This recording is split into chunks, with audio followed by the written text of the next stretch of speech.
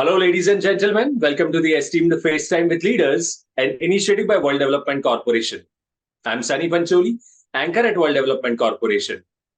FaceTime with Leaders is a platform for industry titans to share their experiences, thoughts, ideas, and best practices in order to inspire one another and future leaders. In a nutshell, we attempt to encapsulate the multi-decadal learnings acquired by these industry leaders. We also hope that by conducting these FaceTime with Leaders interviews, we can bring together a global community of eminent personalities. By bringing together such visionaries on one platform, we hope to play a part in inspiring the lives of other leaders. Great learnings from great leaders undoubtedly assist everyone by identifying, nurturing, and using the trade secrets that are proven success formulas for many. And this is what we aim for with these sessions, by making them a gathering of industry stalwarts and a knowledge-sharing community. We have one such personage on FaceTime with Leaders with us today, Ms. Anjali Paradkar.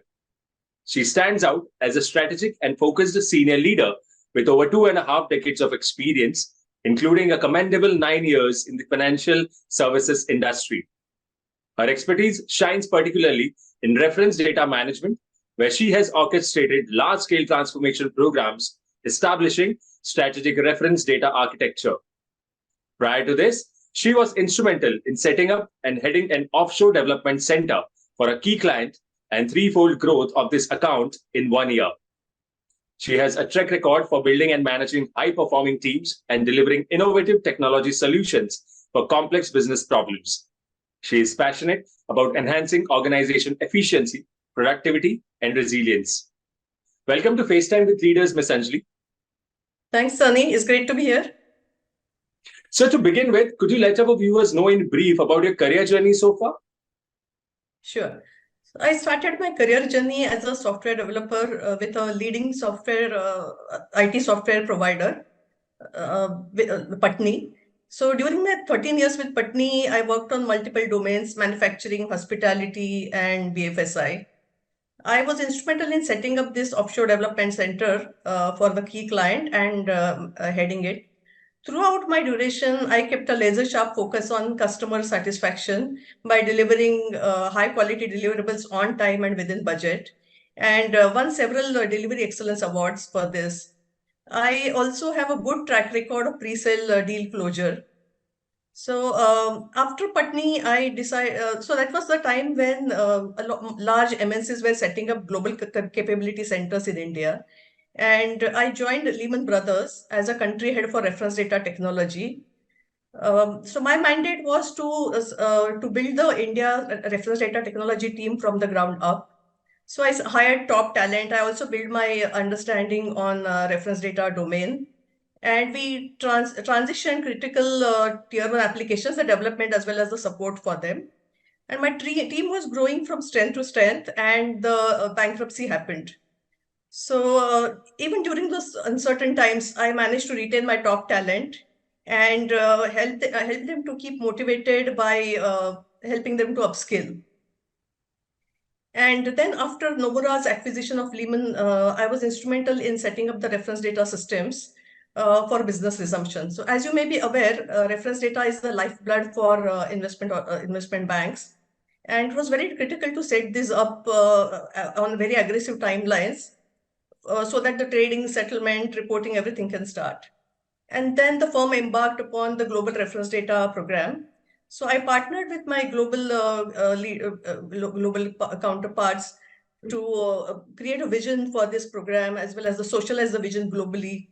I was instrumental in selecting the vendor, determining the technology stack, and managing this program end to end. So I also set up a data governance framework along with my operations counterparts. And then I decided to move to, basically I took up another role with JP Morgan, again as a country head and executive director. So in JP Morgan, under my leadership, the India team grew threefold. And it became basically we established India as a key location for delivering all global reference data initiatives. I partnered with my global counterparts again on a large-scale transformation program to establish global reference data architecture. And I was part of many committees to solve specific data problems, including data privacy, data localization, and I was the point person for business continuity planning and resilience for reference data applications. So overall, it has been a very fulfilling journey. And throughout this journey, I was responsible for talent management, sourcing strategy, managing the profit and loss, etc. So yeah, overall, it's been a great journey with some ups and downs and a lot of learning and unlearning. Thank you for the excellent start to this interview. And I must say, your career journey is truly inspiring.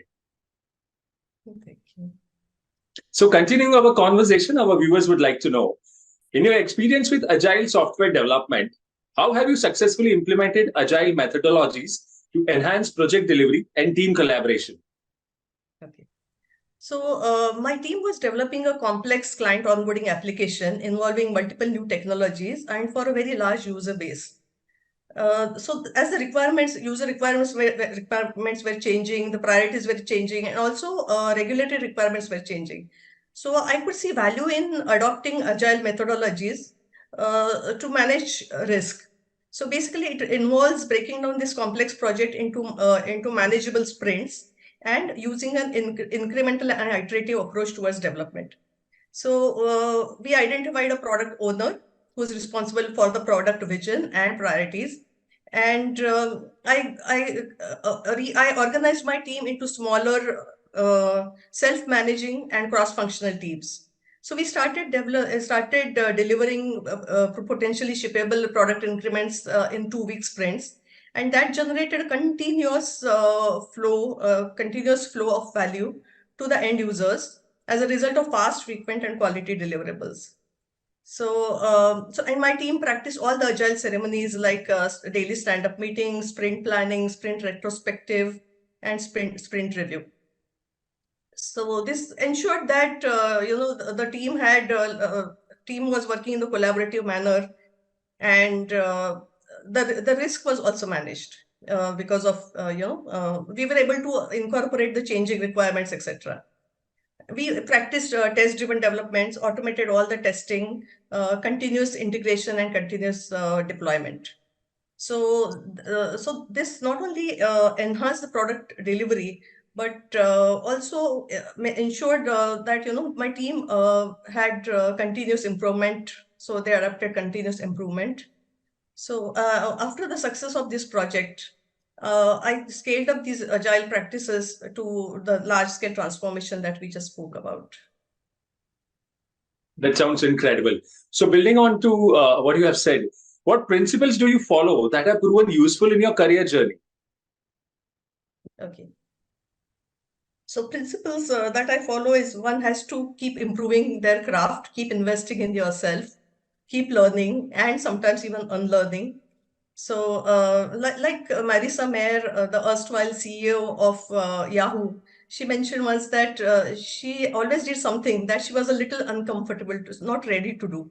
So which means you have to keep having the stretch mindset, get out of your comfort zone, and have a focus on basically have a result orientation. Irrespective of any problems or constraints coming, be resourceful to work around those constraints and finally deliver value to the customer or end user. Amazing. So now that we have discussed your career journey, your roles and responsibilities, and the principles that you follow, let's dive into the subject of ESG and corporate governance. So here is my question to you, and a very obvious one. How and when did you develop an interest in ESG and corporate governance? While I was on my sabbatical to meet family commitments, I decided to upskill myself. And I enrolled for a program in data analytics and big data. So after completing this program, I took up some freelance assignments, which involved assessing ESG capabilities of certain companies. So that piqued my interest and also increased my awareness about the issues that climate change is having on supply chains, about rising temperatures threatening the world's airports. So multiple such things. Also, renewable energy conservation has always been close to my heart. So then I decided to do a formal certification in ESG. And as a data professional, I am quite keen, I'm taking a keen interest on ESG data sources and the sustainability reporting. I'm also looking at ways, trying to study ways, to use AI and data analytics to create dashboards and metrics around ESG reporting. And as far as corporate governance is concerned, see, some part of governance was always part of my job roles. So either it was project governance, program governance, or data governance. So then I thought that let me explore corporate governance as well, and I completed this certification, the Independent Director certification from IICA, and I see that actually I think I'm well placed to take up such roles in corporate governance, as well as I'm liking it. So that's how I developed an interest in corporate governance also. And there are so many news hitting the headlines, making headlines about companies, there are corporate governance issues or corporate frauds happening, and so many companies going bankrupt. So I think this is basically, that's what developed my keen interest in corporate governance. So, Ms. Anjali, before we conclude our discussion on this particular subject, I would like to quickly ask you, as an ESG and corporate governance expert, what values do you bring to the table? See, as a corporate governance expert, I think the values that you need are high ethics and integrity, as well as ability to work with balance the needs of multiple stakeholders, and strategic thinking. Now, with the kind of experience that I've had, and the kind of 360-degree feedback that I have received, that they always appreciated me for my high level of ethics and integrity, as well as I've had, due to the program management exposure, I've had the opportunity to do a significant stakeholder management, managing conflicting priorities of various stakeholders, as well as I was part of the strategy for the global reference data program. So I think that puts me in a good place to be to wear the strategic thinking hat for corporate governance. Ms. Anjali, as someone working closely with technology, our viewers would like to know what are some of the most remarkable changes you have seen in your field with changes in technology? That is part A. And part B is, what changes do you expect to see with the advent of IoT, AI, ML, blockchain, big data, Web 3.0, etc., etc.? In my career of spanning 2.5 decades, I've seen huge change in the way technology stacks have evolved, and the way technology infrastructure, the technology architecture has evolved from monolithic to client server, then to multi-tier distributed applications, microservices, etc.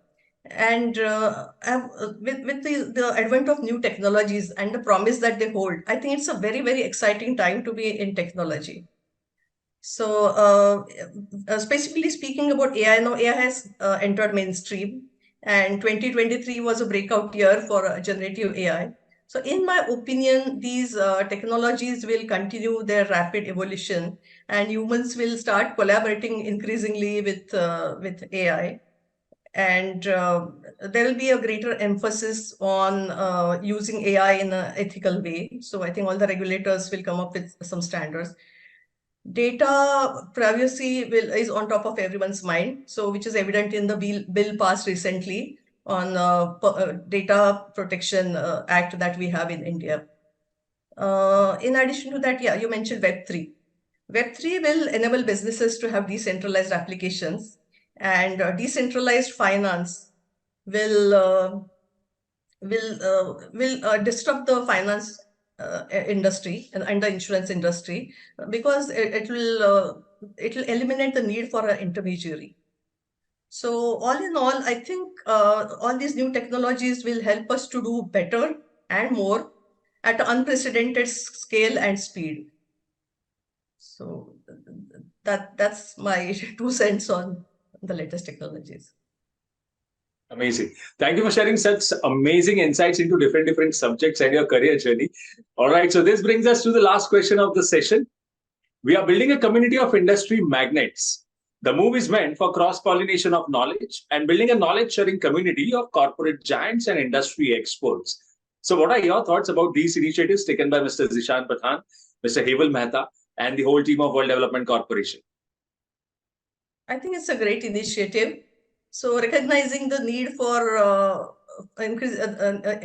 basically recognizing the need for increasing number of corporate governance professionals and independent directors, and putting together this very well thought or very well meticulously organized program, as well as the live sessions that were conducted. They were very, very insightful. So I've personally benefited a lot from these sessions. So I'm really thankful, and I would like to congratulate Zishan Pathan, Heval Mehta, and the entire team at WDC for this initiative. It's really, truly an excellent initiative. Great. It was fantastic conversing with you, and I'm confident that your insights will inspire future leaders. Thank you, Ms. Anjali Paradkar, for joining us today. Wish you the best for your future endeavors. Moreover, trust that this initiative by Directors Institute has unquestionably expanded the participants' understanding and enriched their minds. Thanks, Sunny.